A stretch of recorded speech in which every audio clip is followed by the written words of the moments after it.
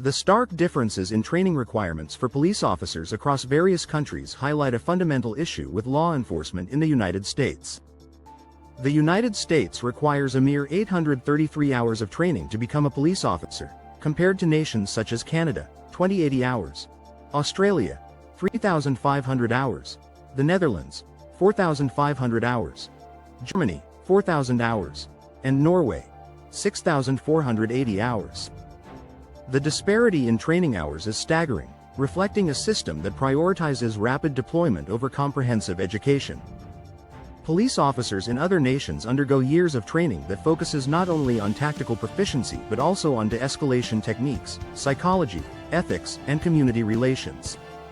By contrast, American police academies often emphasize use of force tactics and legal protections for officers rather than fostering skills that would allow officers to function as true public servants.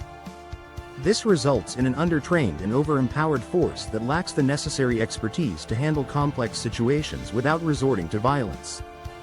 The short and often militarized nature of U.S. police training contributes to an aggressive, authoritarian mindset, where officers see themselves as enforcers rather than community partners. A logical consequence of insufficient training is the over-reliance on force and incarceration. The United States has 272 police officers per 100,000 citizens, which is not drastically different from countries such as Japan, 250, or Germany, 301. However, unlike these nations, where police are extensively trained to handle situations with proportional responses and community engagement, American officers resort to arrests and incarceration at an alarming rate. This is evident in the stark contrast in incarceration rates. The U.S. imprisons 584 people per 100,000 citizens, while Canada imprisons only 85, Germany 79, and Japan a mere 51. This system incentivizes mass incarceration, disproportionately targeting marginalized communities and perpetuating a cycle of criminalization rather than rehabilitation. The lack of proper training, coupled with the enormous power and discretion given to American officers, results in systemic abuses where people are funneled into the prison system rather than being provided with resources and alternatives. Police officers should act as mediators and problem solvers within their communities, yet in the U.S., they are taught to see the public as adversaries to be controlled, arrested, and detained. This dynamic erodes trust and creates a stark divide between law enforcement and the people they claim to serve. When looking at the number of arrests made per year, the U.S. far surpasses every other country, with approximately 10 million arrests annually. By comparison, Canada makes 2 million arrests, Germany 5 million, and Japan only 170,000. Despite having similar numbers of police officers per capita, the U.S. system appears designed to arrest and incarcerate as many people as possible rather than focusing on true crime prevention. This is not a coincidence. It is a reflection of a system that prioritizes punitive measures over constructive engagement with the community. Officers in the U.S. are pressured to produce high arrest numbers, often targeting minor infractions that do little to improve public safety but significantly contribute to the nation's bloated prison population. This over-reliance on incarceration stems from a broader systemic issue: the influence of police unions and lobbying organizations. These groups funnel vast amounts of money into political campaigns, securing legislation that shields law enforcement from accountability.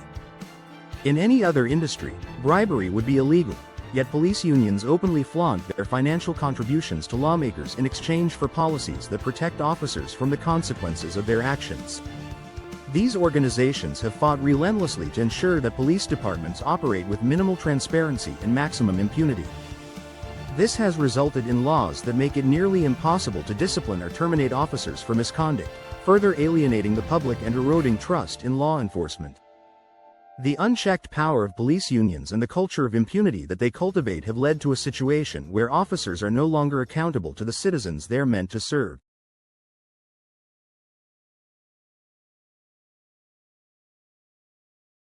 Instead, they operate as an autonomous force, shielded from oversight and emboldened by laws designed to protect them rather than the public.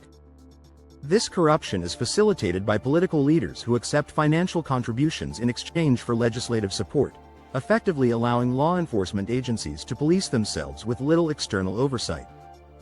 To restore faith in law enforcement, the American policing system must undergo radical transformation. Officers should be subjected to extensive, community-focused training similar to that required in other developed nations. Law enforcement should not function as an adversarial force but rather as a partner in public safety, working alongside communities instead of treating them as enemy combatants. Furthermore, the role of police unions in political lobbying must be eliminated. Bribery by any other name remains bribery, and the ability of these organizations to dictate laws that protect police at the expense of constitutional rights must be stopped. True accountability and transparency are necessary to ensure that law enforcement serves the public interest rather than its own self-preservation. Additionally, the private prison industry plays a significant role in perpetuating mass incarceration in the United States. Many corporate-owned prisons operate under government contracts that guarantee a minimum occupancy rate.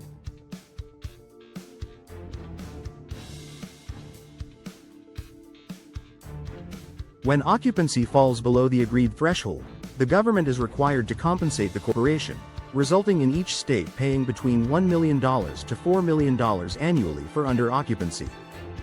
This creates a perverse incentive for law enforcement to prioritize arrests, ensuring a steady stream of inmates to fulfill contractual obligations.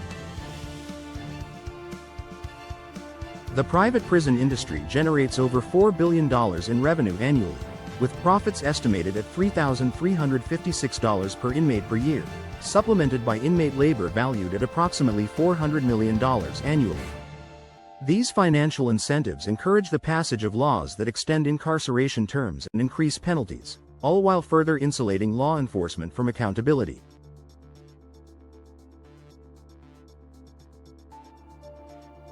The staggering amount of money involved provides private prison corporations with the means to influence legislators, ensuring that laws continue to favor incarceration over rehabilitation and community investment. This deeply flawed system prioritizes profit over justice, eroding public trust and perpetuating cycles of oppression and disenfranchisement. There are many citizens that may not see this as a problem, because they have not fallen victim to the system yet. There are countless families that used to share that same belief until, to their shock and surprise, they too became a victim of the system. It is a monster that has grown for decades in America, and as long as that monster remains, it will need to be fed, and it will only grow until America becomes a complete police state, more than it is now.